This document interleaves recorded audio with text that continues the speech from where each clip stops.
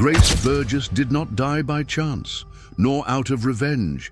She died because she knew too much. This dossier reveals what Grace discovered in the Irish police files, why she tried to flee with her son, and the message she left hidden behind a painting in the hotel room. A message that Tommy never read. They said it was a jealous vendetta, that Grace Burgess died because of her past, because of enemies who couldn't let her go. But that's only part of the truth. The rest was buried in a hotel drawer behind a frame, and inside an envelope marked with only one word: do not trust him.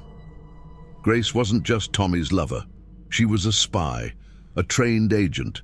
She had read things no wife should read, heard names no civilian should hear. When she returned to Tommy, she carried more than regret. She carried a warning. In 1923, while visiting Belfast under the guise of attending a funeral, Grace contacted an old police informant from her time undercover. His name was Francis Doyle, a former Royal Irish Constabulary analyst who'd vanished after the war. She met him in secret, in a chapel with broken windows and blood-stained pews. What he told her changed everything. According to a classified report, one that never made it to the British archives, Tommy Shelby's rise had been predicted, documented, even engineered. The file was titled Shelby, Asset or Threat.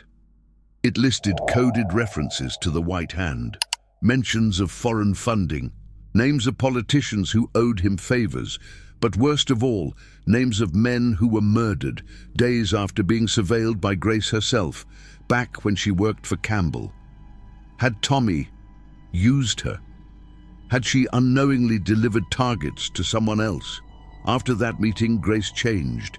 She stopped attending social events. She began traveling in secret. She kept a revolver beneath the crib. She even wrote a letter, found only years later, addressed not to Tommy, but to her son. Charles, if you ever read this, know that I loved your father. But there are things he's part of, things he never chose, and things he can never leave. She planned to disappear. She bought 2 train tickets to Paris. She packed light, and she booked a hotel room under the name Ada Monaghan. She would meet Tommy one last time at the charity dinner, tell him everything, ask him to run. But she never got that chance. The bullet wasn't meant for Grace. It wasn't random. And according to a now deceased MI5 forensics officer, the shot came from an angle that suggests someone on the inside. A week after her death, hotel staff found something odd in the room booked under Ada's name.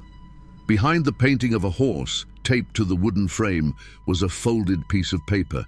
It was blank at first, but under heat, words appeared, written in invisible ink.